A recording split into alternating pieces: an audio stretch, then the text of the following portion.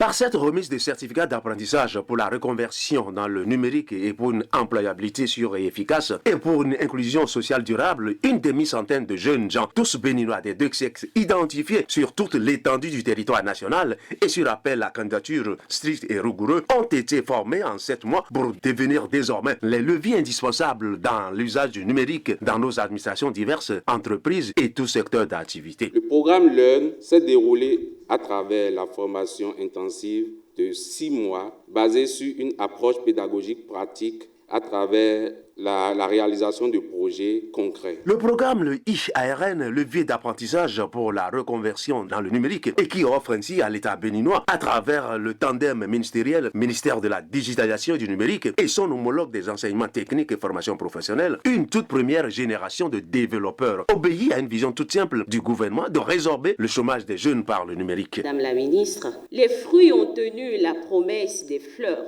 Aujourd'hui, en nous basant sur les différents modules validés en front-end et en back-end, les différents ateliers, les différents séminaires et les différentes missions effectuées lors des stages en entreprise, nous pouvons vous rassurer que plein de talents ont été révélés. Et beaucoup de passions aussi ont été suscitées dans ce vaste domaine de numérique.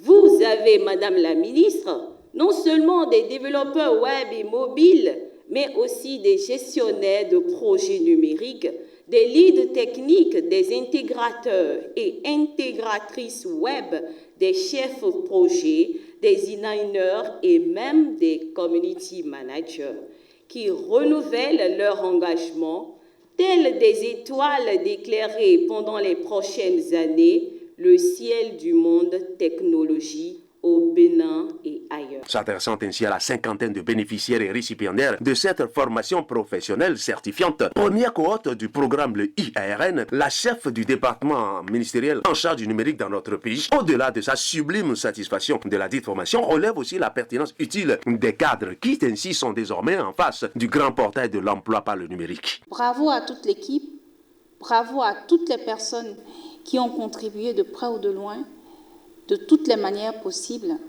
pour la réussite du programme Learn de cette première cohorte. Et ce qui fait que, chers récipiendaires, vous êtes désormais chargés d'une lourde mission. Très lourde. Je ne vous mets pas la pression, mais sachez que vous êtes désormais les ambassadeurs de quelque chose qui vous dépasse.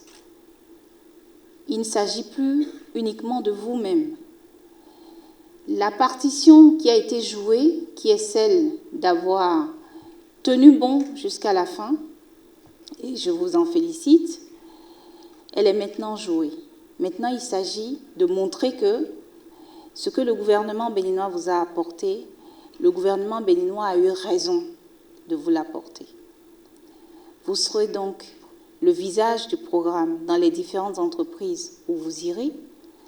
Vous serez les ambassadeurs des prochaines cohortes parce que la confiance qu'on accordera au programme dépendra donc de ce que vous allez pouvoir montrer dans ces entreprises. Dans un contexte mondial caractérisé par la précarité de l'emploi des jeunes, surtout en Afrique, et où 20 à 22 millions de jeunes actifs doivent ainsi s'offrir et à tout prix un emploi durable, ceci par chaque année, le Bénin, quant à lui, écrit aujourd'hui l'avenir de l'emploi. Par ce programme, le IARN, souligne le directeur de Smart Africa. Le Bénin en général et la ministre particulièrement, elle a tout notre support pour une continuation de ce projet. C'est très très important parce que l'avenir appartient à la jeunesse. Il faut préparer la jeunesse. Et ce que je disais, préparer l'avenir pour les enfants, c'est une chose, et préparer les enfants pour l'avenir, c'est autre chose.